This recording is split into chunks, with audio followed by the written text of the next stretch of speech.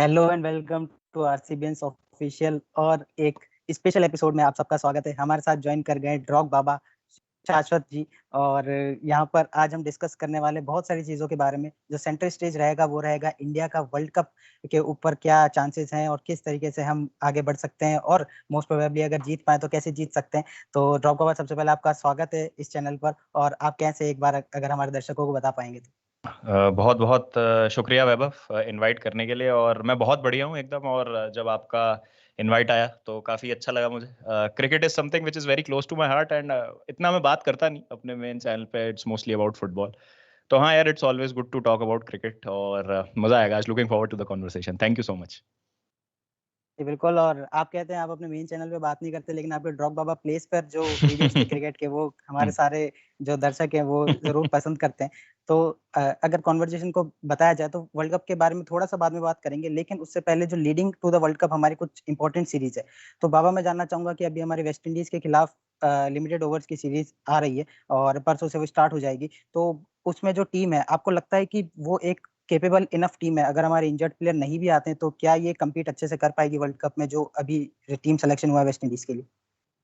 I think थोड़ा सा मतलब अगर मैं सिर्फ वेस्ट इंडीज के पॉइंट ऑफ व्यू से बात करूं तो वेस्ट इंडीज तो देखिए अभी बहुत ही ज्यादा मतलब गर्त में उनकी क्रिकेट। वेस्ट इंडीज एक मुझे पर्सनली बहुत अच्छी टीम लगा करती थी जब हम अर्ली 2000s की बात करें। जब वो शिव नारायण, चंद्रपॉल, राम नरेश सरवन, ब्रायन लारा, ये सब प्लेयर्स होते थे। फिर क्रिस गेल भी थे उस टीम में।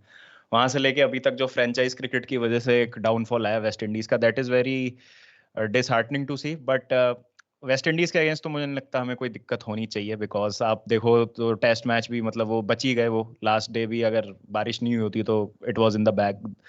और जहां तक बात वर्ल्ड कप की प्रिपरेशन की है, आई थिंक बॉलिंग से मैं ज्यादा कन्विंस्ड नहीं हूँ टू बी ऑनेस्ट। हमारा जो पेस अटैक है, तो अगर आप देखो तो वी आर स्टिल कहीं ना कहीं banking on Bumrah to make a comeback in time. सबकी नजरें जसप्रीत बुमराह पे हैं। वही मोहम्मद शमी, वही भुवनेश्वर कुमार। अगर आप 2019 का वर्ल्ड कप अटैक देखोगे हमारा, तो यही तीन पेसर थे हमारे बुमराह, शमी और भुवनेश्वर कुमार। तो मेरा ये सवाल है कि 4 साल में और कोई फास्ट बॉलर ही नहीं आया जो रिप्लेस कर सके इनको। और जो आए हैं वो इतने कंसिस्टेंट नहीं रहे, या उनको इतने मौके नहीं मिले, या हम T20 क्रिकेट में कुछ ज्यादा ही एनग्रोस हो गए कि एक प्रॉपर हमको 50 ओवर लायक बॉलर नहीं मिला। तो और ऐसा भी नहीं है कि हमने ट्राई नहीं किया। हमने अर्शदीप को भी बीच बीच में ट्राई किया है, आवेश खान और उमरान मलिक, इनको बिट्स एंड पीसेस में हमने देखा है। लेकिन again we have not had a proper proper, वो कह सकते हैं आप, एक लिंच पिन जो जिसको हम बैक कर सके। हाँ ठीक है, वर्ल्ड कप इंडिया में है, सारी बातें ठीक है, लेकिन इंडिया में 2011 वर्ल्ड कप भी था और हमको पता है कि उस वर्ल्ड कप में मुनाफ पटेल और आशीष नेहरा ने कितनी अहम भूमिका निभाई थी। सबको जहीर खान के वो 25 या 23-24 जितने भी विकेट लिए थे उन्होंने, वो याद है। उनको लीडिंग विकेट टेकर थे वो, अलॉन्ग साइड शाहिद अफरीदी उस वर्ल्ड कप में। लेकिन उसके अलावा अगर आप देखो तो पाकिस्तान के अगेंस्ट सेमीफाइनल में specially Munaf Patel was the unsung hero. अगर मुनाफ पटेल का वो स्पेल ना होता, वो अब्दुल रजाक को जिस तरीके से उन्होंने आउट किया था, मोहम्मद हफीज का विकेट लिया था उन्होंने जब वो ओपन किया था उन्होंने कामरान अकमल के साथ, आशीष नेहरा फाइनल में अनफॉर्चुनेटली वो नहीं खेल पाए थे इंजरी की वजह से, तो श्रीसंत खेले थे। बट ये दो प्लेयर्स का बहुत अहम रोल रहा था। और 19 की बात अच्छी थी। 19 में मुझे नहीं लगता कि हमारी बॉलिंग कहीं से भी कम थी। वो एक बैड स्पेल था, वो कुछ 20-25 मिनट का, जिसकी वजह से हम वो सेमीफाइनल हार गए थे। बट स्टिल अब मुझे लगता है कि अगर बुमराह भी आते हैं तो क्या उनमें वो शार्पनेस रहेगी, बिकॉज लगभग 1 साल होने को आया उनको टीम से बाहर होकर स्ट्रेस फ्रैक्चर की वजह से। तो क्या उनमें वो शार्पनेस होगी, क्या वो प्रॉपर फिटनेस पे आ पाएंगे? फिर Rishabh Pant is a huge loss in my opinion. अभी तक तो आपके पास जितने भी आप इससे पहले बड़े टूर्नामेंट खेले थे, you had the luxury, bat से उतना नहीं कर पा रहे थे, तो हमेशा इनपुट्स देना, लीड करना was a proper proper help जब आपको चाहिए होती थी। बट आपके पास अब वो भी एक एलिमेंट है जो नहीं है। तो ये एक चीजें हैं जो मुझे कंसर्न करती हैं। प्लस मेरा सबसे बड़ा जो एक शिकवा है मेरी हमारी इंडियन टीम से, कि हम नंबर 4 का रिप्लेसमेंट ही नहीं ढूंढ पाए जब से युवराज सिंह रिटायर हुए हैं। युवराज सिंह जब बाहर हुए इनिशियली टीम से, तो अजिंक्य रहाणे को हमने ट्राई किया था। 15 में अजिंक्य रहाणे खेलते थे नंबर 4 में। फिर केदार जाधव को भी हमने बीच में ट्राई किया था। फिर उसके बाद वापस से कमबैक हुआ था युवराज सिंह का। बट अगेन उसके बाद हमने श्रेयस अय्यर, KL राहुल, शिखर धवन, फिर जब इंजर्ड हो गए थे 19 में तो KL राहुल को हमने ऊपर भेजा था। दिनेश कार्तिक को फिर हमने मौके दिए थे वहां पे। तो वहां पे भी मुझे लगता है कि हमको एक प्रॉपर बैट्समैन की जरूरत है, और कोई कंसिस्टेंटली वहां पे परफॉर्म करके ये नहीं दिखा पाया है कि हाँ ये प्लेयर है जिसपे हम बैक कर सकते हैं। तो ये मेरी दो कंसर्न्स है हमारी टीम को लेके। एक तो पेस अटैक में मुझे इश्यूज है बहुत, और नंबर 4 हमारा कौन खेलेगा। और आप देखोगे तो मोस्टली हमारी टीम सेम ही है जो 19 में थी। 2-3 प्लेयर आप हटा दो तो मुझे लगता है मोस्ट ऑफ द प्लेइंग 11 वही रहने वाली है। वही आपके कोहली, रोहित शर्मा होंगे, देन केएल राहुल भी मुझे लगता है आ ही जाएंगे टीम में एक बार वो फिट हो गए। मे भी सूर्य कुमार यादव को आप देख सकते हैं, आई डोंट नो, उनकी वो सीरीज बहुत खराब रही थी जिसमें उनके 3 डक्स आए थे लगातार। तो वो स्लॉट पे कौन खेलता है, मे बी श्रेयस अय्यर को मौका मिलेगा, कौन होगा। बट वही आपका हार्दिक पांड्या होंगे टीम में। ऋषभ पंत की जगह में भी ईशान किशन को आप देख सकते हैं। केएल राहुल से अगर आप कीपिंग कराएंगे तो आप देख सकते हैं कि एक्स्ट्रा बैट्समैन कौन होता है। वही रविंद्र जडेजा, वही शमी, भुवनेश्वर, बुमराह। तो बस ये मुझे कंसर्न है। तो देखते हैं किस तरीके से हमारी टीम शेप अप करती है। अभी आने वाली सीरीज पे हमको एक आइडिया लग जाएगा, स्पेशली एशिया कप पे मेरी नजर है। बिल्कुल, और वेस्ट इंडीज़ सीरीज़ में आपने सही कहा कि हमारे जो फ़ास्ट बॉलिंग है उसमें इतना कोई दम लग नहीं रहा, क्योंकि आवेश खान को पिछले एशिया कप में एक बुखार हुआ था जिसकी वज़ह से उनको बाहर किया गया था। वो हम्म। बुखार पता नहीं कब ठीक हुआ, उसके बाद आईपीएल में भी अपनी टीम के लिए इतने लगातार मैचेज़ वो नहीं खेले थे। उसके बाद आपकी टीम में मुकेश है, वो भी अभी डेब्यू किया उन्होंने टेस्ट के अंदर, लेकिन लिमिटेड ओवर्स में कितना कर पाएँगे वो अभी पता चलेगा। और जो आपने नंबर 4 का कंसर्न कहा, और ये सारी चीज़ें जो एक ही तरफ इशारा करी है हमारी इंजरी को लेके। और श्रेयस अय्यर हो गए, बुमराह हो गए, केएल राहुल हो गए। एक्सपेक्टेड ये है कि हमारी जो आयरलैंड टूर है अभी 18 अगस्त से, उसमें इन तीनों की वापसी हो सकती है और उस टीम को लीड करेंगे सूर्य कुमार यादव, और वहाँ पे हार्दिक पांड्या को जो है रेस्ट देने की बात चल रही है। तो बाबा मेरा आपने जैसे सूर्य कुमार की बात करी थी, इसलिए मैं ये टॉपिक लाना चाह रहा हूँ कि सूर्य कुमार यादव को यहाँ पे आपने टी20 का कैप्टन ऑलमोस्ट रिपोर्ट्स की माने तो बना दिया गया है आयरलैंड सीरीज के लिए, और वहीं पे हार्दिक पांड्या को रेस्ट दिया जा रहा है। तो कहीं हम यहाँ से ये मान सकते हैं कि शायद से सूर्य कुमार यादव ओडीआई प्लान्स में आपके नहीं होंगे आने वाले वर्ल्ड कप के लिए? मुश्किल है।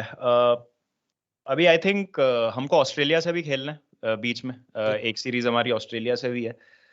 तो वो आई थिंक एक मार्कर होगी। और अभी इनिशियली तो मुझे लगता है क्योंकि केएल राहुल अभी उन्होंने जस्ट नॉकिंग स्टार्ट करी है नेट्स में, आई थिंक वो पूरी तरीके से फिट नहीं हुए हैं। प्लस श्रेयस अय्यर का भी अभी देखना होगा कि वो किस तरीके से कमबैक करते हैं। तो जब तक एक हमको प्रॉपर नहीं मिल जाता है सॉल्यूशन उस जगह का, तो आई थिंक सूर्य कुमार यादव पे दिखाया जाएगा भरोसा। और ये मैचेस उनके लिए बहुत क्रूशल हो जाते हैं परफॉर्म करने के लिए। अगर वो यहाँ पे परफॉर्म कर जाते हैं तो आई थिंक फिर डेफिनेटली हम देखेंगे उनको। जैसे आपको याद हो 2011 वर्ल्ड कप में सुरेश रैना से बेहतर फॉर्म यूसुफ पठान का था। वो कुछ एक दो सीरीज जो हुई थी, जो जी। न्यूजीलैंड के अगेंस्ट सीरीज हुई थी, फिर साउथ अफ्रीका में उन्होंने एक मैच जिताई दिया था, 5वां वनडे जो था, हाँ। सेंचुरी मारी थी उन्होंने वहां पे।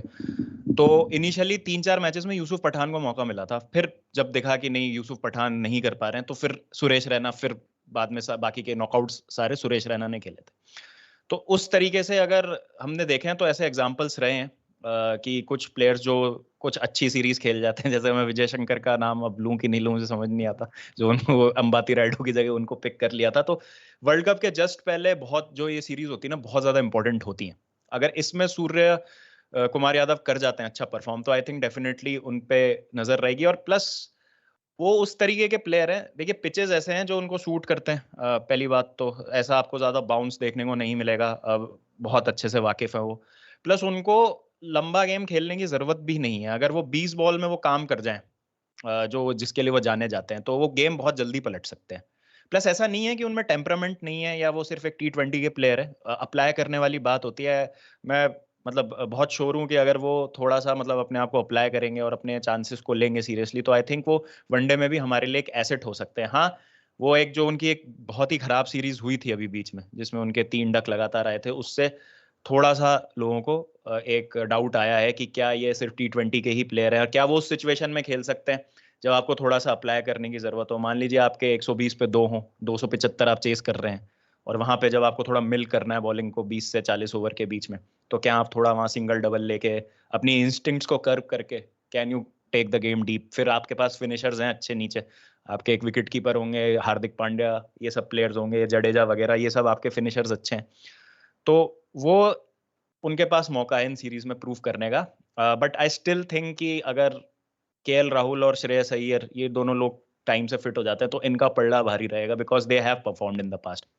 केएल राहुल को क्रिटिसाइज करते हैं बट उनका आप वनडे में देखोगे ना तो इतना खराब नहीं है रिकॉर्ड, पिछली कुछ सीरीज में नंबर 4 पे उन्होंने बनाए हैं runs consistently, it's just that कि थोड़ा सा नेगेटिव पीआर उनको ज्यादा मिला, और कुछ केसेस में उनको जस्टिफाइबली भी क्रिटिसाइज किया गया, तो सही भी किया गया, उनको क्रिटिसाइज बनता भी है, लेकिन नंबर 4 पे उनकी परफॉर्मेंस डिसेंट रही है, मैं बस ये कहना चाहता हूँ।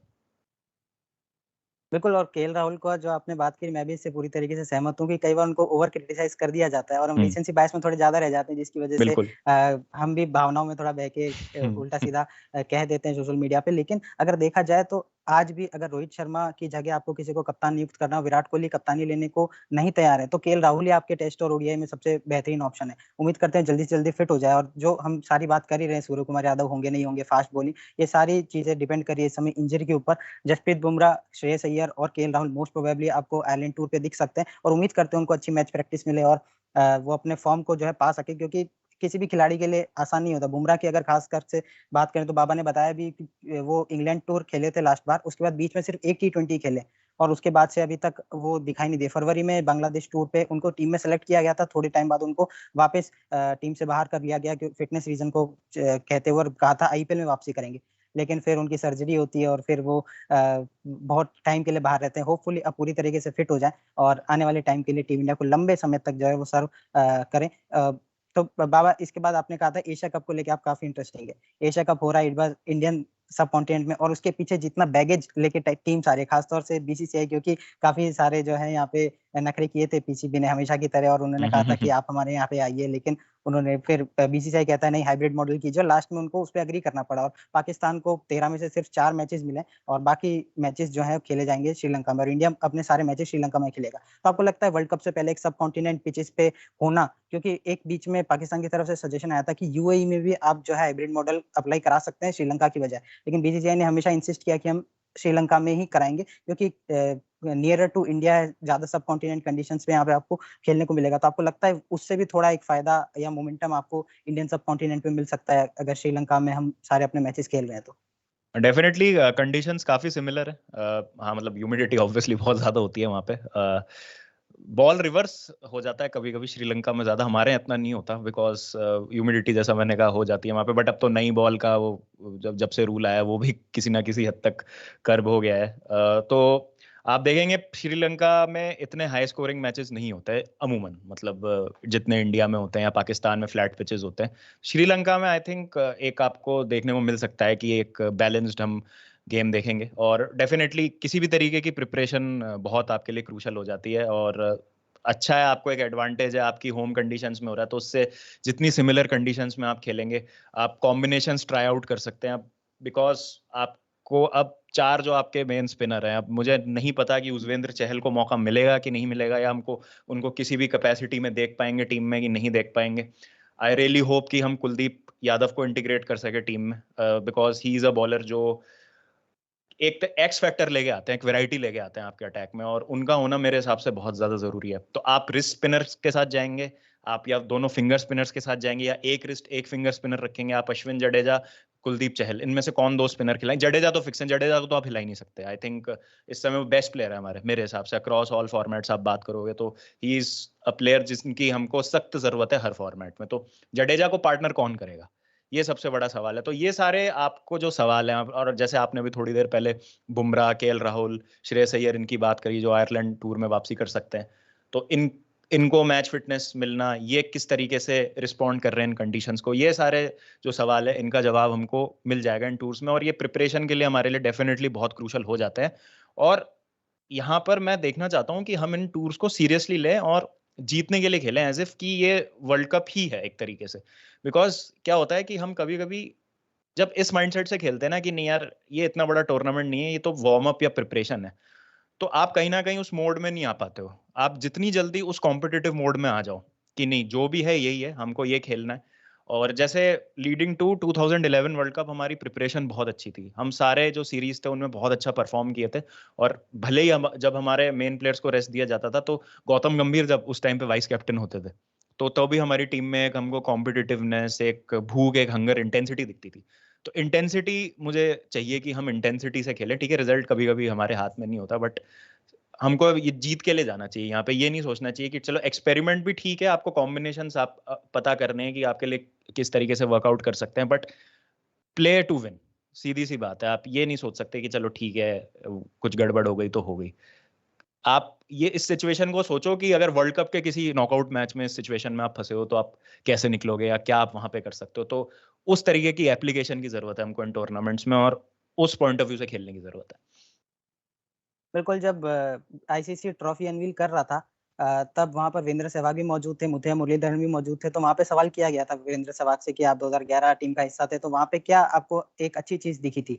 तो उन्होंने, जैसे बाबा ने कहा, वही सेम बात वीरेंद्र सहवाग ने कही थी। गैरी क्रिस्टन जो उस समय कोच थे, उन्होंने leading up to the world cup जितने भी हमारे कुछ पिछले सीरीज थी, उसमें उन्होंने कहा था इसको आप नॉकआउट मैचेस की तरह खेलिए, आप इसको प्रिपरेशन की तरह मत लीजिए। आप ये देखिए कि आप इसमें अपना क्या इंप्रूव कर सकते हैं, प्लस अगर आप इस मैच सिचुएशन में फंसे हुए हैं तो आप कैसे इससे बाहर निकलेंगे। और उसका रिजल्ट हमारे सबके सामने, हमने अपने घर पे वर्ल्ड कप जीता, 28 साल बाद इंडिया वर्ल्ड कप जीता था। और one of the finest nights of my life में, मतलब बिना हिचक के ये कह सकता हूँ डेफिनेटली। कि वो जो माहौल था वो शायद से अब वापस से इस साल देखने को मिल सकता है। और इसके बाद में मैं ये भी चाहूंगा कि एशिया कप और ऑस्ट्रेलिया सीरीज जो हमारी होगी, उसमें मैं चाहूंगा कि आप उस टीम के साथ खेलें जिसको आप वर्ल्ड कप में खिलाना चाहते हैं। आप ये सब छोड़ दीजिए कि अब प्लेयर्स थक जाएंगे क्या, या उनके वर्कलोड मैनेजमेंट, अब सब काम हो चुका है। आपको गिनती के कुछ मैचेस खेलने हैं, तो उसमें आप अपनी फुल फिटनेस के साथ जाइए, अपने बेस्ट प्लेयर को चुनिए। अगर आपका प्लेयर कोई हाफ फिट है तो उसको रहने दीजिए, आप उसको ज्यादा बोझ मत दीजिए, आपके पास काफी बैकअप है। मोहम्मद सिराज है आपकी फास्ट बॉलिंग में, वो एक्स फैक्टर साबित हो रहे हैं पिछले 2 साल से, और ओडीआई के अंदर देखा जाए तो पिछले 2 साल में इंडिया के बेस्ट फास्ट बॉलर हैं। तो आप उनका भी यूज कीजिए। शमी और बुमराह के साथ वो एकदम लीथल इंडिया का बॉलिंग अटैक बन सकता है। तो आप मैच प्रैक्टिस करिए पूरी तरीके से, और हम चाहेंगे कि इंडिया जीते। और बाबा, इसके साथ अब सीधा वर्ल्ड कप पे आते हैं। तो इंडिया शुरुआत कर रहा है ऑस्ट्रेलिया के खिलाफ। पहला मैच अपना खेलेगा चेन्नई के अंदर। 1996 में जो इंडिया ने वर्ल्ड कप होस्ट किया था, को होस्ट किया था, उसमें भी इंडिया का पहला मैच ऑस्ट्रेलिया के साथ हुआ था, और वो मैच इंडिया 1 रन से हार गई थी, काफी क्लोज मैच गया था। लेकिन इस बार चाहेंगे हम रिजल्ट अलग हो। लेकिन अगर बात की जाए तो आप क्या देख रहे हैं कि जब आपकी ऑस्ट्रेलिया सीरीज खत्म हो जाएगी, उसके बाद में जब आप वर्ल्ड कप के लिए जाएंगे, तो टीम इंडिया किस माइंडसेट से जाए और प्लेयर्स के अंदर कैसा एक माहौल पॉजिटिव रख सकते हैं? आई थिंक रिजल्ट से ही माहौल जो है वो पॉजिटिव होता है। अगर आप रिजल्ट्स नहीं लेके आते हैं तो सेल्फ डाउट आता ही आता है। और अगेन यहाँ पे लीडरशिप टेस्ट होगा। रोहित शर्मा का जो लीडरशिप है उसका एक बहुत जबरदस्त यहाँ पर आप देखोगे कि उस पे सवाल भी उठेंगे बहुत ज्यादा, बिकॉज अब एक एक जो उनका डिसीजन होगा या एक एक स्टेप जो टीम मैनेजमेंट लेगी उसका बहुत ज्यादा क्रिटिकल एनालिसिस होने वाला है। एक जो चीज ये है कि हम 2013 के बाद से कोई मेजर ट्रॉफी नहीं जीते हैं, तो ये एक बहुत बड़ी बात है। बिकॉज राइट नाउ अगर आप देखो क्रिकेट का जो लैंडस्केप है, it's not mid 2000s anymore, जहाँ पे south Africa, Sri Lanka, may be West Indies भी जो कभी कभी इधर उधर अपसेट कर देती थी, ये तीन टीमें तो एलिमिनेट ही हो चुकी है। मैं तो इन तीन टीम्स को पिक्चर में ही नहीं देखता हूँ। जो श्रीलंका जैसी टीम जिसने 2007 वर्ल्ड कप फाइनल खेला, 3 का सेमीफाइनल खेला था, 9 के T20 वर्ल्ड कप फाइनल में थे, 11 के वर्ल्ड कप फाइनल में थे, और 14 का T20 वर्ल्ड कप फाइनल जीता था, 12 का भी T20 वर्ल्ड कप फाइनल वो वेस्ट इंडीज से हारे थे। तो इतना कंसिस्टेंटली श्रीलंका हर आईसीसी टूर्नामेंट के इतने आगे की स्टेजेस तक पहुंचती थी। तो वो टीम सॉर्ट ऑफ एक आप कह सकते हैं कि उस लेवल पे नहीं है। देन साउथ अफ्रीका का हम देख रहे हैं, जब से वो रूल आया उनका वो कोटा वाला, तब से वो थोड़ा स्ट्रगल कर रहे हैं। उसके बाद और हम वेस्ट इंडीज की हमने जैसे थोड़ी देर पहले बात करी, तो आपके पास अच्छा मौका है। अब देखा जाए तो इंग्लैंड, ऑस्ट्रेलिया, न्यूजीलैंड, आप 3-4 आप टीम्स हैं, इनमें आपके पास बहुत अच्छा मौका है, प्लस आपको होम कंडीशंस का एडवांटेज है। तो प्रेशर बहुत ज्यादा है, इस बार बहुत ज्यादा प्रेशर है। लास्ट टाइम तो बिलीव था कि मतलब इतनी अच्छी टीम है, may be one of the best teams जो हमने देखी थी, बहुत अच्छा बैलेंस था, सारे प्लेयर्स उस समय फॉर्म में थे। एक बहुत बढ़िया कैप्टन थे हमारे पास, सचिन तेंदुलकर का लास्ट वर्ल्ड कप, तो फीलिंग और वाइब बहुत अच्छी थी। इस बार लोगों को बहुत ज्यादा डाउट है, क्योंकि एक तो 2 लगातार टेस्ट चैंपियनशिप्स के फाइनल हार जाना, वो भी एक ही तरीके से, और उसका कारण फिर आईपीएल को बताना, और फिर आईपीएल के अराउंड इतनी जो एक डिस्कशन होती है। तो अब तो खैर फायदा नहीं है उन सब चीजों के बारे में बात करने के लिए, वो एक अलग टॉपिक है, मैं उस पर नहीं जाऊंगा। बट अगर आपको उस चीज को गलत प्रूव करना है और आपको एक बिलीफ लाना है वापस से, तो रिजल्ट से ही, वो जो आप पॉजिटिव एक एटमॉस्फेयर की बात कर रहे हो ना, वो रिजल्ट से ही होगा। और आप अभी देखो जो मैंने बोला कि अभी इतना कंपटीशन नहीं है तो भी हम फेवरेट्स नहीं है फॉर द वर्ल्ड कप। कहीं ना कहीं हम अपने आप को फेवरेट्स का टैग नहीं दे सकते, बशर्ते वर्ल्ड कप इंडिया में हो रहा है। 11 में हम फेवरेट्स थे, 11 में डे वन से था कि इंडिया अच्छी टीम है, मतलब इंडिया आगे तक जाएगी और इंडिया बढ़िया कर सकती है इस वर्ल्ड कप में, और हमने जीता भी वो वर्ल्ड कप फेवरेट्स का टैग लग के, जो कि बहुत कम होता है। हम किसी भी टूर्नामेंट में एज फेवरेट्स एंटर नहीं करते हैं तो डिसअपॉइंट हो जाते हैं हम कहीं ना कहीं। तो यहाँ पर ये एक चीज है, तो प्रेशर बहुत ज्यादा है इस बार, आई थिंक बिकॉज फैंस तरस रहे हैं एक मेजर आईसीसी ट्रॉफी के लिए। प्लस जैसा हमने अभी जो अपने कंस्ट्रेंट्स की डिस्कशन करी, वो विजिबल है, टीम सेटल्ड नहीं है बिल्कुल भी। तो कहीं ना कहीं फैंस को लेके थोड़ा सा एक डाउट है कि क्या ये टीम एक्चुअली में परफॉर्म कर पाएगी, क्या हम वो कॉम्बिनेशन ढूंढ पाएंगे बैटिंग में नंबर 4 की, जैसे अपन ने बात करी। आई एम ग्लैड कि शुभमन गिल जैसा एक प्लेयर हमको मिल गया, तो हमारा एटलीस्ट ओपनिंग स्लॉट सॉर्टेड है। वरना वो भी साल भर तक मुझे बहुत डामाडोल लग रहा था कि कौन होगा, क्या शिखर धवन की वापसी होगी टीम में, किस तरीके से हम उस चीज को एड्रेस करेंगे। बट शुभमन गिल को देख के मुझे काफी उम्मीद आती है। तो आपको इस तरीके के सॉल्यूशंस फाइंड करने हैं अगले 2-3 महीने में, और टाइम बहुत मतलब अब कम बचा है, 2-3 महीने भी नहीं है अब तो, मतलब 1-2 आप 1.5 महीना कह सकते हैं प्रॉपरली। अक्टूबर में तो आई थिंक स्टार्ट ही हो जाएगा। तो वो अगर आप पीरियड में अच्छा परफॉर्म करते हैं और फैंस को एक बिलीफ देते हैं कि नहीं देखो, हमको हमारी टीम समझ आ गई है, ये हमारा कॉम्बिनेशन होगा, ये प्लेयर्स हैं और इस प्रॉब्लम्स को हम इस तरीके से सॉर्ट करेंगे, तो डेफिनेटली फैंस में एक पॉजिटिविटी आएगी। बट अगेन कोई फायदा नहीं है उसका अनलेस आप बिगेस्ट स्टेज पे परफॉर्म नहीं करते। तो वही है, लेट्स होप कि इस बार कोई लेफ्ट आर्म पेसर पहले स्पेल में एक नॉकआउट गेम में हमको परेशान ना करे, जो पिछले 2-3 टूर्नामेंट से हो रहा है। बस मैं तो यही चाहता हूँ। अगेन फेवरेट्स का टैग नहीं दे रहा हूँ मैं इंडिया को, बिकॉज आई थिंक इंग्लैंड बहुत ज्यादा एक बैलेंस टीम है, ऑस्ट्रेलिया इज ऑलवेज देयर, वो फाइट करेंगे, और न्यूजीलैंड हमको पता है हमको आईसीसी टूर्नामेंट्स में कितना परेशान करती है वो टीम। तो देखते हैं क्या होता है, बट स्टिल जैसा मैंने कहा ना, Asia cup then Australia series, ये बहुत ज्यादा क्रूशल है हमारे लिए। बिल्कुल, और वर्ल्ड कप की बात चली रही तो एक बार मैं सबको शेड्यूल भी दिखा देता हूँ, क्योंकि काफ़ी टाइम पहले आया था, एक बार रिवीजन हो जाएगा कि वर्सेस ऑस्ट्रेलिया हम खेल रहे हैं 8 अक्टूबर को, फिर चेन्नई में, फिर हमें खेलना है अफगानिस्तान के खिलाफ 11 तारीख को दिल्ली में, फिर पाकिस्तान के खिलाफ 15 अक्टूबर को। जो आज रिपोर्ट आई है उस हिसाब से ये मैच प्रीपोन हो सकता है, क्योंकि पहला दिन जो है नवरात्रि का वो सेम डे पे पड़ रहा है, तो सिक्योरिटी वहाँ पे शायद पूरी तरीके से अवेलेबल ना हो पाए, तो 14 को भी हो सकता है। फिर 19 तारीख को हम खेलेंगे बांग्लादेश से पुणे में, और फिर न्यूजीलैंड से खेलेंगे धर्मशाला में 22 तारीख को। तो बाबा ये थे शुरू के 5 फिक्चर, इसके आगे भी हमें जो है फिक्चर खेलने हैं। उसमें हमें खेलना है इंग्लैंड से लखनऊ में, फिर क्वालीफायर 2 जो नीदरलैंड्स है उनसे हम मुंबई में खेलेंगे, फिर साउथ अफ्रीका से खेलना है कोलकाता में, और फिर क्वालीफायर 1 जो अभी श्रीलंका है उनसे हमें खेलना है 11 नवंबर को। तो इसमें हम देख रहे हैं बाबा कि एक भी बार इंडिया सेम ग्राउंड पर नहीं खेल रहा है, यानी कि आपको ट्रैवल भी ज्यादा करना है, प्लस आपकी होम कंडीशन भी है, प्रेशर तो रहेगा ही। और इस बार चलो, इस बार हम एज अ फेवरेट नहीं है, लेकिन फिर भी आप टॉप 3 में तो मान ही जाएंगे। और ऊपर से आप जहां भी जाएंगे, जैसे कोई भी आप 2011 वर्ल्ड कप विनिंग टीम का कैप्टन, आप कैप्टन या फिर प्लेयर आप उठा के देख लें, तो सब अपने इंटरव्यू में ये कहते हैं कि हम जहां भी जाते थे वही प्रेशर रहता था कि इस बार तो जीतना ही, इस बार तो जीतना ही। तो ये एक तो ट्रैवलिंग वाली चीज हो गई, प्लस हर एक मतलब इंडिया में हर जगह पे अलग वेदर होता है, तो वहां पे उस हिसाब से आप एक्लिमेटाइज होंगे और फिर वहां पे आपको खेलना है। तो क्या ये अच्छी बात है या खराब बात है टीम इंडिया के लिए? आई थिंक जो आपने वेन्यूज मतलब अभी बता मेंशन किए ना, उसमें मुझे लगता है कि जिस टाइम पे मैचेस हो रहे हैं ना, लगभग सिमिलर सा वेदर रहता है। मतलब इतना कोई प्रॉब्लम नहीं होनी चाहिए। प्लस हमारी कोई भी सीरीज होती है या आईपीएल का ही आप एग्जांपल ले लो, तो वैसे ही प्लेयर्स बहुत ट्रैवल करते हैं थ्रू आउट द कंट्री। तो मुझे नहीं लगता कि ये इतना बड़ा चैलेंज होना चाहिए, बिकॉज और अगर ये है तो फिर मतलब ये चैलेंज आपके लिए तो बाकी टीम्स के लिए भी है, और उनके लिए तो फिर ज्यादा है। तो ये तो नहीं कोई चीज होनी चाहिए जो हमको किसी भी तरीके से पीछे मतलब पकड़ के रखे। I think players are well acclimatised to the conditions, और इसमें कोई दिक्कत नहीं होनी चाहिए।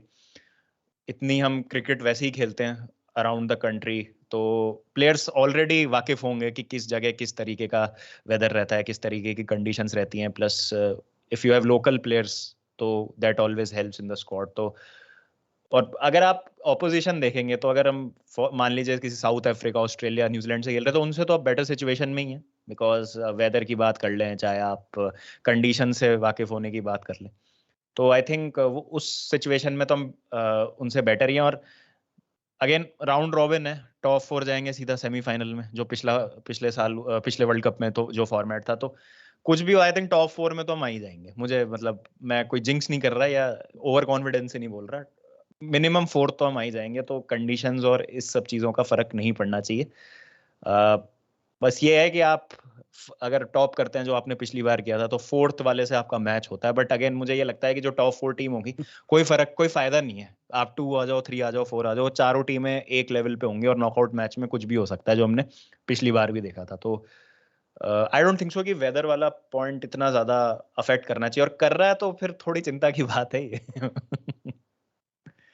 बिल्कुल, आपने जो सेमीफाइनल वाली बात करी, और मैं आपके वीडियोज़ में कई बार सुनता भी हूँ, जब भी चैंपियंस लीग का सेमीफाइनल का टाइम आता है, तो आप कहते हैं एक बार आप सेमीफाइनल पहुँच गए, फिर वो किसी का भी गेम हो सकता है और वहाँ से कोई भी टीम जो है जीत सकती है। इससे मैं भी एग्री करता हूँ, क्योंकि आपने फर्स्ट पे फिनिश किया और आपको 4th मिल रही है, लेकिन हो सकता है किसी अच्छी टीम का स्टार्ट टूर्नामेंट का इतना अच्छा नहीं हुआ हो और वो बाद में 4th फिनिश किया और वो आपको सेमीफाइनल में जाके हरा दे। तो आपका सबसे मेन जो चीज़ है वो यही है कि आप सबसे पहले अपने जो मैचेज़ जो गिवन है आपको, कि मतलब क्रिकेट में ऐसे तो हमने काफ़ी चीज़ें होती हुई देखी है, लेकिन जो गिवन है, जो आप मैच जीत सकते हैं, वो आप जीतें। और अगर आप 1-2 मैच जैसे इंग्लैंड के अगेंस्ट या ऑस्ट्रेलिया के अगेंस्ट थोड़ा-सा इधर-उधर हो भी जाता है, तो इतनी कोई परेशानी की बात होगी नहीं, क्योंकि टूर्नामेंट बहुत लंबा है। तो बाम अगर हम आइडियल सिचुएशन की बात करें, ये सारे प्लेयर्स फिट हैं, तो आप वर्ल्ड कप का पहला मैच फॉर एग्ज़ाम्पल अगर आपको ऐसा टीम मैनेजमेंट का हिस्सा बनाया जाता है और आपसे कहा जाता है कि आप 11 आपकी एक आइडियल 11 तो बनाएँ, जिसमें आपको सारे प्लेयर फिट दे रखें, तो आप क्या पहले मैच में खिलाएँगे अगेंस्ट ऑस्ट्रेलिया? अगेन अगर सारे फिट है तो चलिए नीचे से शुरू करते हैं। 5 बॉलर मेरे होंगे। अगेन वही 3 पेस बॉलर्स का दिमाग में नाम आ रहा है मेरे, और मैं किसी को अभी तो मैंने ऐसा कुछ और किसी बॉलर से देखा नहीं है कि मैं उसको एकदम टीम में डाल दूं। तो वही अपने शमी, बुमराह और भुवनेश्वर कुमार, ये 3 आपके पेसर्स हो गए। उसके बाद जडेजा के साथ मैं पर्सनली कुलदीप यादव को देखना चाहता हूं, बट उनको किस तरीके से अब मिलेगा मौका, नहीं मिलेगा, क्या मैनेजमेंट का कॉल रहता है, उस पर डिपेंड करता है। फिर आप हार्दिक पांड्या, डेफिनेटली हार्दिक पांड्या टीम में होंगे। तो ये तो आपके हो गए एक ऑलराउंडर, और 5 बॉलर हो गए ये आपके। फिर उसके बाद जो आपके 5 बैट्समैन होते हैं, तो ऑब्वियसली टॉप 3 हमारा फिक्स है। शुभमन गिल, रोहित शर्मा, विराट कोहली, ये आपका टॉप 3 हो गया। अब नंबर 4 अगेन बहुत इंटरेस्टिंग है। जैसे अपन ने डिस्कस किया, अभी तो टीम को ही नहीं पता कि किसको खिलाना चाहिए। तो मैं देखना चाहता हूँ केएल राहुल को, ऑब्वियसली हम देखेंगे वहां पे अगर वो फिट हो जाते हैं तो केएल राहुल। और लास्ट जो बैट्समैन होगा काफी काफी इंटरेस्टिंग है। आई वुड गो विद, अगर स्पेशलिस्ट कीपर चाहिए तो फिर ईशान किशन। आप ईशान किशन को देखेंगे, थोड़े आपको और फायर पावर मिल जाती है नीचे। बट मैं चाहूंगा कि केएल राहुल विकेट कीपिंग करें और श्रेयस अय्यर खेले वहां पे। थोड़ा और एक टेक्निकल बैट्समैन अगर हमको मिलेगा तो आपकी 5 तक बैटिंग थोड़ी स्ट्रांग हो जाती है। फिर उसके बाद आप हार्दिक पांड्या, रविंद्र जडेजा, इनसे आप एक्सपेक्ट कर सकते हैं कि ये गेम्स फिनिश कर सके। और किसी गेम में अगर आपको थोड़ी फायर पावर चाहिए तो maybe you can go for Ishan Kishan. Sanju Samson का भी नाम आ रहा है कि मे बी उनको भी शायद मौका मिल सके। तो ये है। बट सूर्य कुमार यादव अगेन, अगर वो परफॉर्म करते हैं अच्छा, तो मे बी उनको आप देख सकते हो नंबर 5 पे। You never know. तो फिलहाल तो मुझे लग रहा है कि ये टीम होगी, बट अगेन ये टीम मुझे बहुत ज्यादा कॉन्फिडेंस नहीं देती है, टू बी ऑनेस्ट। ये मुझे कॉन्फिडेंस नहीं दे रही है टीम, बिकॉज अगेन घूम फिर के विराट कोहली पे आ गया सब कुछ। विराट कोहली अगर नहीं चले आपका नॉकआउट्स में, तो फिर वही ढाक के 3 पात वाली बात है। बिल्कुल, अगर मेरे को भी चुनना हो तो मैं बस इसमें 1-2 चेंज करना चाहूँगा, जहाँ पे भुवनेश्वर मुझे नहीं लगता मतलब बीसीसीआई के स्कीम ऑफ थिंग्स में है ज़्यादा, तो सिराज उनकी जगह पर खेलेंगे। और अगर बात की जाए स्पिनर की, तो उसमें भी मुझे लगता है कि रविंद्र जडेजा एक तो फिक्स ही है, लेकिन कुलदीप और चहल में से कोई एक खेलेगा। और अभी अगर करंट फॉर्म के हिसाब से बात करें, जो लास्ट सीरीज़ इन दोनों ने खेली थी, उसके हिसाब से कुलदीप ही अभी मतलब आगे चल रहे हैं, लेकिन हमें पता नहीं, अभी काफ़ी मैचेस बाकी हैं, हमें काफ़ी ओडीआईज़ खेलने हैं अभी। तब तक अगर चहल अपना फॉर्म पकड़ पाते हैं, तो काफ़ी अच्छा होगा, क्योंकि हमेशा ऐसा होता है कि आईसीसी टूर्नामेंट से पहले चहल के साथ कुछ ऐसा हो जाता है, जिसकी वजह से उनका अच्छा नहीं जा पाता। जैसे 2021 वर्ल्ड कप में वो सेलेक्ट भी नहीं हुए थे, 22 में वो गए, लेकिन उनको मैच नहीं मिले। उम्मीद करते हैं इस बार जो भी टीम खेले, बेस्ट खेले। और हम नहीं कह रहे कि इंडिया फेवरेट की तरह उतरेगा, लेकिन जब हम इंडियन है अंदर से, और उसके बाद में जब आप अपने घर के अंदर खेल रहे हैं, तो फिर हम चाहेंगे कि इंडिया वहाँ से एक अच्छा जो है वो लेकर चले। और बाबा हम बात करें फैन्स की, तो एक मैं थोड़ा-सा यहाँ पे टॉपिक लेना चाहूँगा फैन कल्चर पे। हम देखते हैं कि ग्रुप्स बन गए हैं काफ़ी सारे फैन्स के, कि हम ये विराटियन से, रोहितियन से, एमएसडीएन से, हम भी किसी न किसी उस ग्रुप का हिस्सा है, लेकिन कभी भी हम ये नहीं चाहते कि किसी इंडियन प्लेयर को के बारे में हम बुरा चाहें, स्पेशली जब वो इंडिया की तरफ से खेल रहे हो। तो आप आप काफी टाइम से क्रिकेट देख रहे हैं, उसको फॉलो कर रहे हैं, फैन रहे हैं क्रिकेट के, तो आपको क्या लगता है शिफ्ट कब से आना स्टार्ट हुआ? क्योंकि पहले मुझे याद है मैं बचपन में देखा करता था, तो वहां पे हम मतलब अगर दिनेश मुंगिया भी खेल रहे तो हम कहते थे कि ये भी रन बनाए, लेकिन आज की तारीख में आपके विराट कोहली या रोहित शर्मा भी खेले तो कई लोग सोशल मीडिया पे आके कहेंगे कि ये कम पे आउट हो जाए तो मेरे लिए अच्छा होगा। तो फैन कल्चर को आपने किस तरह से इवॉल्व होते देखा, प्लस आपने ये क्या टाइम फ्रेम होगा जब से ये ग्रुप्स बनने स्टार्ट हो गए? आई थिंक ये आईपीएल का किया धरा है मेरे हिसाब से, तो जो I might be wrong, but मुझे लगता है कि ये जो एक प्लेयर का फैन बेस हो जाना कि उसके एक्सपेंस पे दूसरा प्लेयर अच्छा ना करे, इट वाज ऑलवेज कि हमेशा ये होता था कि टीम जो है नेशनल टीम हमेशा अच्छा करे, पहले ये होता था। ये आई थिंक 2015-16 से मुझे लगता है कि ये ज़्यादा चीज़ें जो हैं वो टॉक्सिक होने लग गई, जब से Virat became the premier batsman and Rohit Sharma भी फिर उस फॉर्म में थे, और फिर एम एस धोनी ने जब कैप्टनसी से ट्रांजिशन किया तो लोग छोटे छोटे मौके ढूंढते थे। मतलब अभी एक दिन मुझे याद है, एक ये जब स्काई ने एक सेंचुरी मारी थी मुंबई इंडियंस के लिए, किस टीम के अगेंस्ट मारी थी मुझे एग्जैक्टली याद नहीं आ रहा, बट उनकी पहली आईपीएल सेंचुरी थी। तो उसके जस्ट बाद मेरी एक स्ट्रीम थी, तो मैंने उसमें कहा यार स्काई ने क्या बैटिंग करी। अब me being a old school fan, मैंने तो कहा भाई ऐसा बैट्समैन ही नहीं देखा मैंने तो, एबी डिविलियर्स हु। अब ये अपन दिल से कह लोग रहे चढ़ गए। हैं, इमोशंस हैं ये मेरे, और एज अ इंडियन मतलब ठीक है, मैं तो अपने प्लेयर को ही चाहूंगा ना कि वो अच्छा करे। तो मुझे नहीं पता था कि ये चीज इंडिया में लोगों को पसंद नहीं आएगी, और एबी डिविलियर्स के इतने फैंस हैं यहाँ पे, ठीक है फैन होना अच्छी बात है, बट इसका मतलब ये थोड़ी है कि हम अपनी टीम के प्लेयर को सपोर्ट नहीं करेंगे। तो वो मुझे उस दिन रियलाइज हुआ कि ये फैन कल्चर बहुत ज्यादा चेंज हो चुका है, मुझे आइडिया ही नहीं था, बिकॉज मैं क्रिकेट फैन ग्रुप्स में इतना इंटरेक्ट करता नहीं हूँ। तो ये एक चीज बहुत खराब है। बिल्कुल आपने सही बात बोली है। अल्टीमेटली इंडिया जो है वो उसको पहले रखना चाहिए हमको हर चीज से, चाहे विराट कोहली रन बनाए, रोहित शर्मा रन बनाए, कोई भी एक्स वाई जेड कोई भी प्लेयर रन बनाता है। ये भी मैंने, ये आपने बहुत सही बात बोली। मैं देखता हूँ कि किसी मैच में अगर रोहित शर्मा सेंचुरी मार देते हैं, विराट कोहली जल्दी आउट हो जाते हैं, वाइस वर्सा हो जाता है, तो एक प्लेयर के फैंस होते हैं वो दूसरे को ट्रोल कर रहे होते हैं, और इंडिया मैच जीती या हारी उसकी तो बात ही नहीं होती है, ब्लेम गेम स्टार्ट हो जाती है, या क्रेडिट किसको दें किसको नहीं दें वो होता है। तो आई थिंक जितना भी हम बोल रहे हैं, प्लेयर्स बहुत अवेयर हैं सोशल मीडिया पे क्या चल रहा है, और कहीं ना कहीं ये टीम को अफेक्ट करता है, बट अनफॉर्चुनेट चीज़ है। और अगर हम देखें तो कमर्शियली इससे बहुत फायदा होता है आईपीएल टीम्स को, बिकॉज फैन बेस और ज़्यादा स्ट्रांग होता है, they are bound to their team more than the national team. तो ये चीज़ तो बहुत गलत है, और वर्ल्ड कप आ रहा है और हमारी जब इतनी क्रूशल स्टेज पे इंडियन क्रिकेट, तो वहां पे तो हमको अनकंडीशनली सपोर्ट करना चाहिए। ठीक है आपके व्यूज हो सकते हैं, आपके जो भी हो सकता है, मैं हमेशा ये कहता हूँ कि एक बार आपकी टूर्नामेंट में टीम चली गई ना, उसके बाद आप किसी प्लेयर को क्रिटिसाइज मत करो, टीम सिलेक्शन को क्रिटिसाइज मत करो, अब आप अनकंडीशनली बैक करो, आपके जो भी व्यूज है ना टूर्नामेंट तक रिजर्व रखो। जीते तो प्रेस करो, हारे तो then you come back to it कि नहीं यार आप रायडू को क्यों नहीं लेके गए, आपने हार्दिक पांड्या को क्यों भेजा जब आप 20 पे 4 थे। लेकिन उस टाइम जब खेल रही है इंडिया, तो आपको सपोर्ट करना है उस चीज को, आपको सोशल मीडिया पे जाके नहीं बोलना है कि यार ये क्या कर रहे हैं क्यों कर रहे हैं ये है, वो है। दुखी हो जाओ, गुस्सा हो जाओ, लेकिन यार भाई आज जीत गई इंडिया, लेकिन कोहली तो जल्दी आउट हो गया, हमारे रोहित ने रन बना दिए, या कोहली ने देखो आज सेंचुरी बना दी, रोहित शर्मा तो पहले ओवर में ही आउट हो गया, ये सब करने का कोई फायदा नहीं है, बिकॉज अल्टीमेटली इंडिया का जीतना जरूरी है।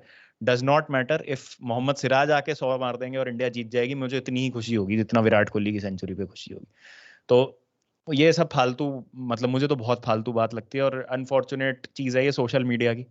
और इससे पता चलता है कि जिसके हाथ में फोन नहीं होना चाहिए उसके हाथ में भी फोन है आज की तारीख में, तो कोई भी कुछ भी बोल देता है इंटरनेट पे, but this is how it is. और ये चीज चेंज होगी कि नहीं होगी उसका तो मैं कुछ कह नहीं सकता, बट मुझे देख के पर्सनली बहुत दुख होता है, बिकॉज मैंने तो बहुत टाइम से क्रिकेट में फॉलो कर रहा हूँ, और इस तरीके की चीज कभी होगी इंडिया में मैंने कभी सोचा नहीं था। तो आई थिंक कहीं ना कहीं इसलिए भी हमारा फैंडम जो है थोड़ा डिवाइड हो रहा है इंडियन क्रिकेट को लेके, और जो डिस्कशन है कभी कभी ऑब्जेक्टिव नहीं रह जाती, और आपके फेवरेट प्लेयर या उस वो प्लेयर जिसको आप इतना पसंद नहीं करते उसके इर्द गिर्द रह जाती है, rather than objectively discussing about the situation कि टीम कॉम्बिनेशन क्या है क्या नहीं। अगर आपको फॉर एग्जाम्पल कोई प्लेयर पसंद नहीं है लेकिन वो टीम के लिए जरूरी है, तो कुछ भी हो जाए आप अनरीजनेबल आर्ग्यूमेंट्स रखेंगे सामने कि ये प्लेयर को क्यों नहीं खिलाना चाहिए, और वो इसलिए हो रहा है क्योंकि बिकॉज ऑफ जो फैन कल्चर आपने रीजनली आपने क्रिएट कर दिया बिकॉज ऑफ आईपीएल। तो ये अनफॉर्चुनेट चीज तो है डेफिनेटली।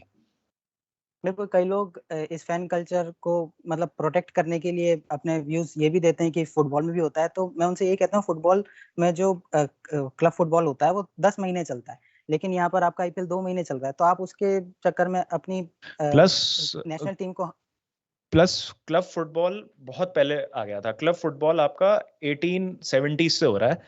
पहला आपका जो फीफा वर्ल्ड कप हुआ था 1930 में हुआ था। तो 60 साल से लोग क्लब फुटबॉल ही देख रहे थे। नेशनल फुटबॉल का तो आइडिया ही बाद में आया है। हमारे यहाँ क्रिकेट में उल्टा हुआ है। तो ऐसा तो नहीं हो सकता ना कि आप मतलब बैकवर्ड आप रिग्रेस कर जाओ। ये फुटबॉल वाला आर्गुमेंट तो बहुत ही बेकार है। और plus FIFA world cup is the biggest trophy. National team football में भी सबसे ऊपर होती है। ऐसा नहीं है कि अगर क्लब के अगर वहां पे क्लब फुटबॉल में ये होता है कि अगर आप एक रियल मैड्रिड के फैन है और आप बार्सिलोना से आपकी राइवलरी है, लेकिन अगर स्पेन खेल रही है तो बार्सिलोना का आंद्रेस इनिएस्टा ने 2010 world cup FIFA world cup के फाइनल में गोल मार के स्पेन को वर्ल्ड कप जिताया था। तो रियल मैड्रिड जो कि स्पेन का फैन होगा, रियल मैड्रिड फैन जो स्पेन का भी फैन होगा, क्या उसने वो नया गोल होगा। सेलिब्रेट नहीं किया होगा या उसको अच्छा नहीं लगा बिल्कुल, होगा? तो ये फुटबॉल से अगर आप फुटबॉल की ही बात कर रहे हो तो ये चीज भी तो सीखो फुटबॉल की। आपने सारा वो ग्लैमर तो ले लिया फुटबॉल का, लेकिन उसकी इंट्रिकेसीज जो हैं अंदर की, जो उसकी जो डिटेल्स हैं, माइन्यूट जिस तरीके से ऑपरेट होती है चीज, उनकी कौन बात करेगा? तो ये तो कोई लॉजिक ही नहीं है। ये तो मैं तो इससे बिल्कुल अग्री नहीं करता हूँ। बिल्कुल, जब हम देखते हैं पीके और रेमोस की अल क्लासिक में लड़ाई होती है, तो अपने स्पेन के लिए जब खेलते थे तो एकदम भाई की तरह खेलते थे और बिल्कुल। यही मैं चाहता हूँ कि टीम इंडिया में भी इस तरीके से माहौल हो और जैसा आपने कहा कि प्लेयर्स को भी कहीं न कहीं से पता चल ही जाता होगा और सबसे हम्म, इसकी वर्स्ट साइड ये हो सकती है अनफॉर्चुनेटली जो है अभी तक ऐसा नहीं हुआ होगा, ऐसा मैं उम्मीद कर रहा हूँ कि प्लेयर्स को भी ये अफेक्ट करने लगे किसी दिन कि हाँ, मेरे फैन्स ऐसे हैं तो वो ये आर्गुमेंट दे रहे हैं तो इसलिए बेटर होगा। लेकिन इतने मैच्योर प्लेयर्स हैं इंडिया के अंदर और इतने अ, मतलब समझदार हैं कि वो ऐसा नहीं करते हैं और इसकी जो बातें हैं वो सिर्फ बन के ही आती है, ऐसा असल में कुछ होता नहीं है। तो बाबा मैं आपसे बात करूँगा, फुटबॉल पे हम थोड़ा बहुत आ ही गए, तो ये जो करंट इंडिया की टीम है, उसका हम्म। काफ़ी ज़्यादा कंपैरिज़न जो है किया जाता है इंग्लैंड की जो इससे एक प्रीवियस जनरेशन वाली टीम थी जहाँ पे जेरार्ड, लैम्पार्ड, स्कोल्स ये सब हुआ करते थे और उनके पास बहुत बेस्ट सही अपनी है। लीग हुआ करती थी। प्रीमियर लीग, हाँ, बेस्ट लीग वर्ल्ड की, हाँ, हमारे पास आईपीएल है, बेस्ट हाँ। लीग। और फिर वो कुछ नहीं जीत पा रहे थे इंटरनेशनल लेवल पे, इंडिया पे भी नहीं जीत पा रहा है। तो ये आपको लग रहा है कि हालाँकि क्लब फुटबॉल जो है जैसे हमने बताया 10 महीने चलता है, वहाँ पे प्लेयर को डेवलप होने के लिए इतना टाइम नहीं मिलता। लेकिन हम्म। कई लोग हैं ये भी कहते हैं कि शायद से आपका जो इतनी चकाचौंध है, वो प्लेयर्स को कहीं न कहीं डिस्ट्रैक्ट कर रही है। मैं इससे एग्री नहीं करता लेकिन मैं आपके व्यूज़ ज़रूर जानना चाहूँगा। अग्री तो मैं भी नहीं करता हूँ। आई थिंक मतलब बात क्या है कि अगर हम ऐसे परफॉर्मेंस देखें ना तो इतनी खराब नहीं रही है हमारी इंटरनेशनल लेवल पे परफॉर्मेंस। इट्स जस्ट दैट कि हम थोड़ा अनलकी रहे हैं। वो जो फाइनल्स या सेमीफाइनल्स होते हैं या हमारी कुछ वो टैक्टिकल 10-15 मिनट्स फॉर 10-15 मिनट से हमारा कुछ टैक्टिकल ऐसा एरर हो जाता है। जैसे 20 पे 4 पे हार्दिक पांड्या को भेजना was the biggest tactical error उस मैच में। कोहली ने बोला भी था I wanted to counter attack. Dhoni के लिए टेलर मेड थी वो सिचुएशन। और फिर एंड में आके पांड्या वगैरह फिनिश कर सकते। खैर वो हाइंडसाइट वाली बात, would have could have should have तो नहीं होता स्पोर्ट्स में। बट मुझे ऐसा लगता है कि जहां तक ये चकाचौंध की बात है ना, जब टीम जीतती नहीं है ना तो लोगों को कुछ ब्लेम करने के लिए चाहिए होता है। मैं आईपीएल को उसके लिए दोष नहीं देता हूँ कि डिस्ट्रैक्टिंग है। मैं आईपीएल को हमारी जो टीम सिलेक्शन है ना उस पर असर डाल रहा है, इसलिए उसको मैं ब्लेम करता हूँ। फॉर एग्जाम्पल अभी आपने वेस्ट इंडीज की टेस्ट टीम में यशस्वी जायसवाल और गायकवाड को ले लिया। अब प्रूव किया उस यशस्वी जायसवाल ने रन बनाया, तो अब उस सिलेक्शन के अगेंस्ट आप कुछ बोल नहीं सकते। बट मेरा ये कहना है कि अगर आप देखें, ईश्वरन हो गए, सरफराज हो गए, मयंक अग्रवाल हो गए, इन्होंने बहुत रन बनाए। श्रेयांक चलिए सर, पांचाल। हाँ, तो आपने देखा कि रणजी ट्रॉफी में इन लोगों ने बहुत रन बनाए। सरफराज का चलिए आपने एक दे दिया कि एटीट्यूड का कुछ इशू है, बट बाकी प्लेयर्स तो या तो आप फिर आईपीएल को ही रख दो क्राइटेरिया, लेकिन आप शॉर्टेस्ट फॉर्मेट का परफॉर्मेंस सबसे बड़े फॉर्मेट पे आप कैसे कर सकते हो? लेकिन ठीक है, जायसवाल ने भी रन बनाए डोमेस्टिक में, तो मैं ये नहीं कह रहा हूँ, मैं एग्जाम्पल दे रहा हूँ एक, मतलब हुँ, हुँ। कि इस तरीके के डिसीजन हम आईपीएल से ले रहे हैं, तो मुझे उस चीज से प्रॉब्लम थी। प्लस आईपीएल के कारण हम उस फ्रेम ऑफ माइंड में नहीं आ पाते हैं जो एक बड़े टूर्नामेंट में खेलने के लिए चाहिए होता है। या तो हमारे फटीग आ जाता है, या फिर अगर आप देखो जैसे टेस्ट चैंपियनशिप की मैं बात करूं, तो बिल्कुल आईपीएल के जस्ट बाद टेस्ट चैंपियनशिप आपको खेलनी थी। फिर रोहित शर्मा इस तरीके के आके बोलते हैं स्टेटमेंट्स की 3 मैच की सीरीज होनी चाहिए, हमको टाइम नहीं मिला प्रिपेयर करने के लिए। तो वो चीजें फिर आपको गुस्सा दिलाती हैं कि यार ऐसा तो है नहीं कि आपको पता नहीं था कि आईपीएल के 10 दिन बाद आपको टेस्ट चैंपियनशिप का फाइनल खेलना है। ये तो पता ही था। फिर पुजारा अपर कट खेल के आउट हो रहे हैं, विराट कोहली 5वें स्टंप की बॉल को खेल के आउट हो रहे हैं। वहां पे आप सोचते हैं कि यार ये आईपीएल का माइंडसेट ही चल रहा है अभी तक इनका। और क्या क्या ये मतलब ऐसी चीज है जो इतनी जरूरी है कि हम मेजर ट्रॉफी पे हम ध्यान नहीं दे सकते। अब मुझे एक शिकायत यह है कि हम पूल भी नहीं बना रहे हैं अलग अलग। वही प्लेयर्स टी20 खेल रहे हैं, वही प्लेयर्स वनडे खेल रहे हैं, वही प्लेयर्स टेस्ट में खेलते हैं। तो आप या तो इंग्लैंड की जगह जैसे, या साउथ अफ्रीका ने बीच में किया था जैसे, कि आप पूल बना दो अलग अलग। इंग्लैंड के आई थिंक 2 या 3 प्लेयर हैं जो सारे फॉर्मेट खेलते हैं। आई थिंक बेन स्टोक्स ने भी वनडे से रिटायरमेंट ले लिया। यस। उसे टी20 और टेस्ट खेलते हैं वो। तो इस तरीके के कोई हमारे यहाँ वो नहीं है सिस्टम। अब जो खेलेगा बंदा वो सारे खेलेगा, या फिर उनको डर लगता है कि अगर हम एक फॉर्मेट से जाते हैं तो हमको साइडलाइन कर दिया जाएगा। Out of sight out of mind वाला भी सीन है हमारे। तो ये तो कुछ डिसीजंस हमको लेने पड़ेंगे। तो आई डोंट थिंक सो कि चकाचौंध की वजह से कुछ इतनी प्रॉब्लम होती है। इट्स जस्ट दैट कि ये इन्फ्लुएंस कर रहा है हमारे टीम के डिसीजंस को। प्लेयर खराब नहीं है, players are more than capable to win the games, but वो जो माइंडसेट है और वो जो एक टैक्टिकल अप्रोच होती है जो आपकी आईपीएल में होती है वर्सेस इंटरनेशनल सीरीज, तो वो सेम नहीं हो सकती है। बिकॉज आईपीएल में you are not facing against the best oppositions, to be honest. आप अगर देख रहे हो कि बराबर बराबर बांट दिया आपने प्लेयर्स, तो ऐसा नहीं हो सकता कि एक टीम बहुत ज्यादा अच्छी होगी। मतलब उसमें ऑब्वियसली कुछ हल्की होंगी टीम्स, कुछ अच्छी होंगी, बैलेंस उनका अच्छा होगा। इंटरनेशनल में तो आप सारी टीम्स के बेस्ट प्लेयर्स खेलते हैं ना आपके सामने, वहां पे आप सेम चीज नहीं कर सकते हो। तो मोहित शर्मा ने जैसे आई थिंक 23-24 विकेट जितने भी लिए आईपीएल में, तो 27-28 पता नहीं, मुझे एग्जैक्ट मुझे याद नहीं। तो जरूरी थोड़ी है कि आप उनको अभी टी20 टीम में डाल दो इंडिया की तो सेम परफॉर्मेंस रहेगा उनका। वो वाली बात होती है। तो वो चीज मुझे थोड़ी सी समझ नहीं आती है। बाकी आई थिंक अभी जो ये इतना एक कैलेंडर है हमारा, ये थोड़ा हेल्प करेगा हमको सेटल डाउन करने में। प्लस वनडे क्रिकेट बहुत कम हो रही है, बहुत ज्यादा कम हो रही है वनडे क्रिकेट अब पहले के मुकाबले। तो ये भी एक चीज है कि हमने वनडे क्रिकेट इतनी खेली ही नहीं है पिछले कुछ टाइम में। अब 5 वनडे खेलने, 5 टी20 खेलने का क्या सेंस है वेस्ट इंडीज में? मुझे तो समझ नहीं आता। मतलब किस तरीके से आपने ये बना दिया कैलेंडर, क्या क्या मतलब है 5 टी20 वेस्ट इंडीज के अगेंस्ट खेलने? किस तरीके से ये आपको हेल्प कर रहा है? तो ये बस चीजें हैं जो मुझे थोड़ी सी समझ नहीं आती हैं। बट हाँ, जो अभी मैचेस होंगे हमारे वर्ल्ड कप से पहले, आई थिंक वो बहुत क्रूशल हो जाते हैं हमारे लिए। और वो उस चीज को कहीं ना कहीं ठीक कर देंगे। वो वाला फैक्टर अभी इस वर्ल्ड कप में तो नहीं रहेगा डेफिनेटली। बिल्कुल, काफ़ी हमने बात कर ली कि क्या-क्या चीज़ें हैं जो थोड़ी-सी शायद गलत जा रही है इंडियन क्रिकेट के लिए और कौन-सी चीज़ें हैं जो काफ़ी अच्छी है। अच्छी तो बहुत सारी, लेकिन कभी-कभी जो है, जो इतनी अच्छी नहीं जा रही है उसके बारे में बात कर लें। तो थोड़ी-सी पॉज़िटिव साइड पे आएँ बाबा। तो अब मैं थोड़ा पर्सनल क्वेश्चन आपसे पूछना चाहूँगा कि आई एम श्योर आपने स्टेडियम में कई कई सारे मैचेस देखे होंगे इंडिया के या आईपीएल के, और मुझे तो कुछ पता भी है क्योंकि मैं आपकी स्ट्रीम फ़ॉलो करता हूँ। लेकिन आप हमारे दर्शकों को बताना चाहेंगे कि आपका फ़ेवरेट मैच आपने जो स्टेडियम से देखा हो और किस तरीके का वो आपका एक्सपीरियंस रहा था? ओह यार, ये तो काफी मुश्किल सवाल पूछा है आपने। Because I have been lucky to watch बहुत तगड़े तगड़े गेम्स जयपुर में। तो यार 2-3 मैचेस हैं जो मुझे याद आते हैं। इंडिया का ही बोलूंगा मैं, आईपीएल का मैच इसमें नहीं बोलूंगा कोई भी। तो पहला तो धोनी का 183 जो था अगेंस्ट श्रीलंका, वो मैंने लाइव देखा है। That was my first ever game. तो इस तब से मैं धोनी का फैन बन गया बहुत बड़ा। उसके बाद एक 2010 में सीरीज हुई थी इंडिया साउथ अफ्रीका की। तो इंडिया 1 रन से मैच जीती थी। वो जयपुर में हुआ था, रन आउट किया था लास्ट में। सचिन तेंदुलकर ने हुँ, डाई मारी थी, चौका रोका थर्ड हुँ, मैन पे, और फिर एमएस धोनी ने रन आउट किया था। वो एक मैच मुझे बहुत विविडली याद है। उसके बाद विराट कोहली ने 50 बॉल में सेंचुरी बनाई थी ऑस्ट्रेलिया के अगेंस्ट, जब इंडिया 350 चेस कर रही थी।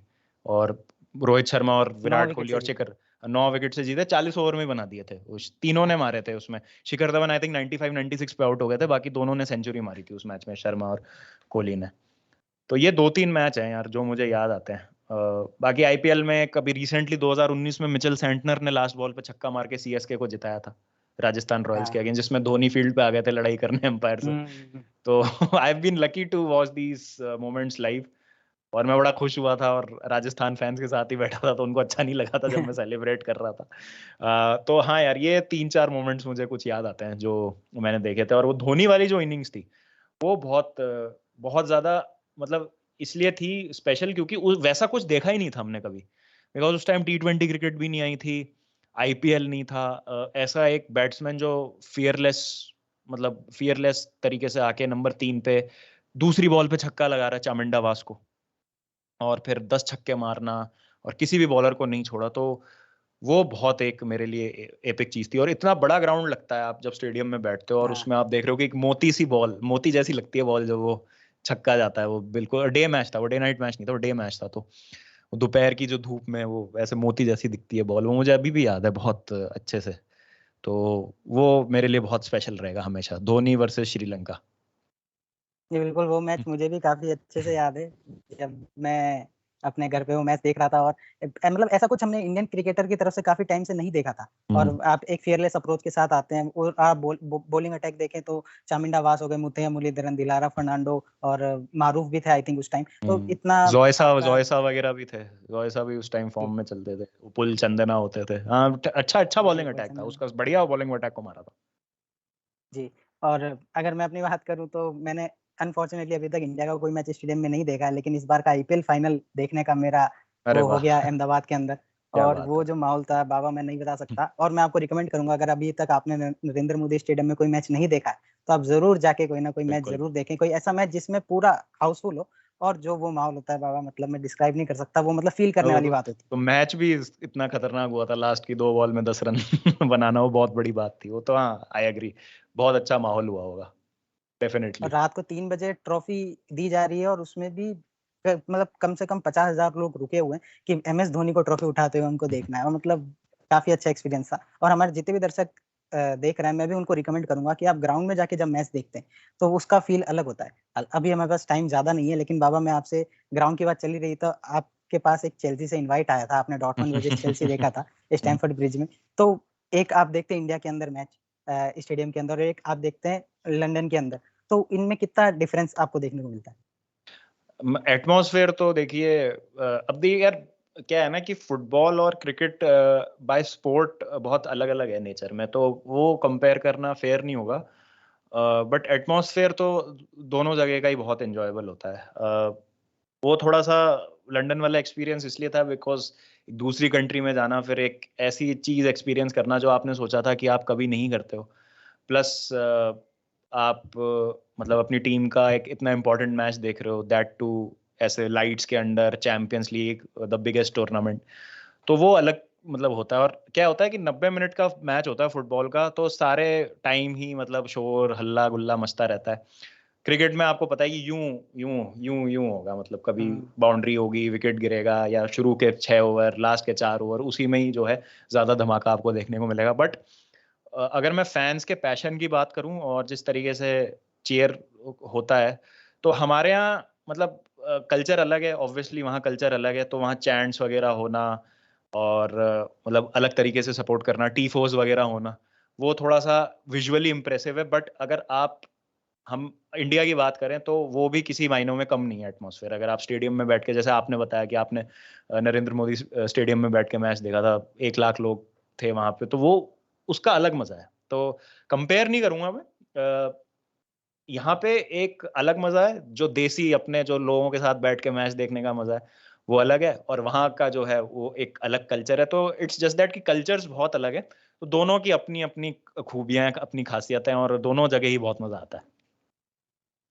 बिल्कुल। आपसे कई सारी बातें और करनी थी मुझे, जैसे कि कुलदीप यादव से आपने बात करी है, आपने सुनील छेत्री सर से बात करी है, हुँ, आन शेट्टी से आप मिले थे, मॉर्टल, ठग, इन सब से भी हुँ, मुलाकात हुई है, तो उसपे किसी दिन और होगी। लेकिन जाते-जाते हमारे पास कुछ मिनट है, तो मैं एक काफ़ी सीरियस टॉपिक पे हुँ, आपके साथ बात करना चाहूँगा, जिसके बारे में मतलब काफ़ी अच्छी न्यूज़ आ भी चुकी है। जब हम रिकॉर्ड करने बैठे उससे जस्ट पहले, और बाबा ने मुझे इन्फॉर्म किया, काफ़ी अच्छी न्यूज़ थी कि इंडिया को एशियन गेम्स के लिए अलाउ कर दिया गया है, जो पहले अलाउ नहीं कर रहे थे। तो अंडर 23 की इंडिया की टीम जाएगी। और एशियन गेम्स, अगर क्रिकेट की बात करें, तो इंडिया की मेंस टीम जो है क्रिकेट खेलने पहली बार जाएगी, और उसके कप्तान होंगे ऋतुराज गायकवाड़, और वहाँ पर भी ऐसे प्लेयर्स को मौका दिया जा रहा है जिन्होंने आईपीएल में अच्छा परफॉर्म किया था। तो हम इंडिया में रहते हैं, मैं दोनों जो स्पोर्ट है दोनों को बराबर सपोर्ट करता हूँ। मुझे वो फैंस बिल्कुल समझ नहीं आते जो कहते हैं कि आप क्रिकेट को इतना ज्यादा क्यों करते हैं, फुटबॉल को भी करिए। मैं कहता हूँ मैं क्रिकेट को भी कर रहा हूँ, फुटबॉल को भी करूंगा, टेनिस और F1 को भी उतना करूंगा, क्योंकि मैं कर सकता हूँ। जिसको नहीं करना वो उसकी पर्सनल चॉइस है। लेकिन बाबा मैं देखा था हमारे कम्युनिटी में कई सारे कंटेंट क्रिएटर थे जो इसके बारे में काफी आगे आके बात करते, जिसमें से आप एक थे कि आपने कहा था कि ये बिल्कुल अनफॉर्चुनेट है कि हमारी टीम इंडिया को एक्सपीरियंस नहीं मिलेगा, स्पेशली जो अंडर-23 के किड्स है जो आगे जाके काफी अच्छा कर सकते हैं। तो आपको मतलब आपके थॉट्स में इसके लिए प्रति जानना चाहूंगा कि उसके परमिशन मिलने के बाद क्या थॉट्स है आपके? यार बहुत खुशी हो रही है और बहुत मतलब जान के अच्छा लग रहा है कि अब हमको पार्टिसिपेट करने का मौका मिलेगा और both men's and women's team दोनों को जाने दिया जा रहा है, तो ये बहुत बहुत बहुत उम्दा बात है। जबकि वुमेन्स टीम की तो रैंक बेहतर है मेंस टीम से, अगर हम बात करें एशिया में उनकी 10th है, मेंस की 18 है। बट अगर हम देखें एक बहुत अच्छा मोमेंटम पकड़ा हुआ है इंडियन फुटबॉल टीम ने अभी पिछले, अगर आप देखें कुछ टाइम से हमने अच्छी परफॉर्मेंसेस दी हैं उन टीम्स के अगेंस्ट जो कि एक अच्छा परफॉर्मेंस लेके आ रही थी काफ़ी टाइम से। कुवैत जैसे बहुत टाइम से कोई मैच हारी नहीं थी, भले उनकी रैंक हमसे नीचे हो, बट वो एक अच्छे फॉर्म में चल रही थी। लेबनान के अगेंस्ट हमारी अच्छी परफॉर्मेंस थी। फिर उसके बाद हम बात करें तो हमको एशिया कप खेलना है अभी जनवरी में फुटबॉल का, तो उसके लिए सही है कि प्रिपरेशन जो है वो हमारी अच्छी हो। ऑल्दो अंडर-23 टूर्नामेंट है, लेकिन यहाँ पे 3 सीनियर प्लेयर्स जाएंगे अंडर-23 की एज से अबव, और फिर इगोर स्टीमैच जो हमारे कोच हैं वो ही लीड करने वाले हैं इस टीम को, ऐसा प्लान है। तो उस सब के लिए जब तक एक्सपोजर नहीं मिलता हमको, तो हमारा डेवलपमेंट होना मुश्किल है। बिकॉज अगर आप अपनी सिमिलर रैंक्स या आपसे नीचे की रैंक से ये छोटे मोटे टूर्नामेंट्स खेलेंगे तो उससे ज़्यादा फायदा होगा नहीं आपको। आप जितना अपने से बेहतर टीम से खेलेंगे, और फिर दुख की बात ये हो रही थी कि ये रूल और किसी का नहीं था, हमारा ही बनाया हुआ था, तो वो चीज़ थोड़ी समझ नहीं आ रही थी कि हम अपनी ही टीम का डेवलपमेंट क्यों रोक रहे हैं। और खुशी होती है जान के कि फाइनली डिसीजन ले लिया गया। और coming to the first point की cricket versus football, I think it should not be cricket versus football, it should be cricket and football and the other sports also जितने भी है। बिकॉज अगर कोई ये सोच रहा है कि क्रिकेट नीचे आ जाए और फुटबॉल ऊपर चला जाए, तो ये बहुत गलत और नेगेटिव सोच है मेरे हिसाब से। आई थिंक इंडिया की टीम जब क्रिकेट खेलती है तो उसमें इंडिया के प्लेयर्स ही तो खेल रहे हैं। साउथ अफ्रीका के प्लेयर्स इंडिया की जर्सी पहन के थोड़ी खेल रहे हैं जो आप उनको सपोर्ट नहीं करोगे। तो a lot of it has to do with India not winning for quite a long time कोई आईसीसी ट्रॉफी। तो फ्रस्ट्रेशन मैं समझ सकता हूँ, लेकिन ये बोलना कि भाई क्रिकेट की वजह से फुटबॉल ग्रो नहीं कर रहा, ये तो मुझे पॉइंट ही समझ नहीं आता। बिकॉज बीसीसीआई एकमात्र स्पोर्टिंग फेडरेशन है इंडिया में जिसको गवर्नमेंट से कोई पैसा नहीं मिलता, दे आर सेल्फ सस्टेनेबल। तो ऐसा भी नहीं है कि गवर्नमेंट ने क्रिकेट को कोई तवज्जो दे रखा है, इट्स जस्ट दैट कि क्रिकेट ग्रो इतना हो गया है कि आपको क्रिकेट क्रिकेट देखता है। और आप जब बोलते हो कि क्रिकेट क्रिकेट हर जगह आ रहा है, क्रिकेट ही है क्रिकेट ही है, तो ये लोगों के लिए तो चल रहा है ना। मतलब अगर टीवी पे आ रहा है, आपके मोबाइल पे किसी ऐप पे चल रहा है, तो ऐसा थोड़ी है कि सिर्फ चल रहा है, कोई देख रहा है उसको तो ही तो चल रहा है। तो आप अपने ही जो साथी इंडियंस हैं उनके लिए बोल रहे हैं कि आप क्रिकेट क्यों देख रहे हैं, तो it's not the right approach मेरे हिसाब से। मुझे जब इंडिया फुटबॉल में हारती है या क्रिकेट में हारती है उतना ही दुख होता है, and same when we win in both the sports. तो मेरे लिए तो दोनों बराबर हैं। और क्रिकेट तो मेरे तो पर्सनली दिल के बहुत करीब है, बिकॉज हम सब क्रिकेट देख के ही बड़े हुए हैं मोस्टली। ये नई जनरेशन है जो फुटबॉल देख के बड़ी हो रही है बिकॉज एक्सेस बहुत ईजी हो गया है, but I have personally grown watching cricket बहुत ज़्यादा। तो क्रिकेट मुझे तो मतलब मैं तो मेरे लिए तो कभी ये मुझे बात समझ नहीं आएगी। मैं हमेशा सपोर्ट करूंगा टीम को, चाहे वो क्रिकेट खेल रहे हैं, चाहे वो वॉलीबॉल खेल रहे हैं, चाहे फुटबॉल खेल रहे हैं, कबड्डी खेल रहे हैं, जो भी खेल रहे हैं। तो ये एक चीज़ है जो हमको समझनी पड़ेगी। मतलब अगर एक स्पोर्ट को ऊपर जाना है तो जरूरी नहीं है कि दूसरा नीचे आए, सब प्रॉस्पर कर सकते हैं एक साथ। भाई स्पोर्टिंग फेडरेशंस है ना सबकी, सबकी अलग अलग गवर्निंग बॉडीज हैं, वो अच्छा काम करेंगी तो डेफिनेटली सारे स्पोर्ट्स ऊपर आएंगे। और हमारा काम है जब टीम किसी भी स्पोर्ट्स में रिप्रेजेंट कर रही है इंडिया को, सपोर्ट करना, और वो हम करेंगे।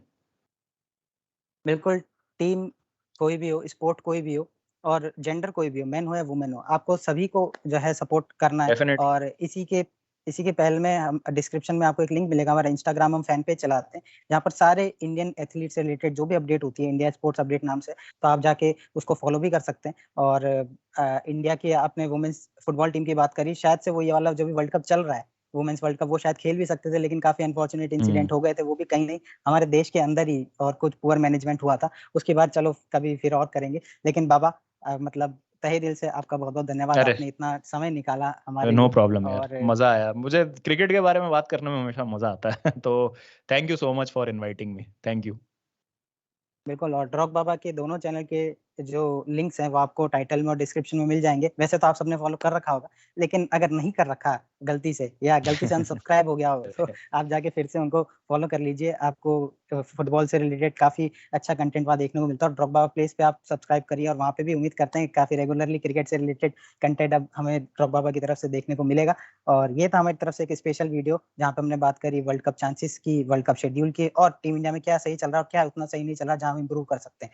तो आपसे मुलाकात होगी अगली किसी और इंटरेस्टिंग वीडियो में, तब तक के लिए गुड बाय। Take care.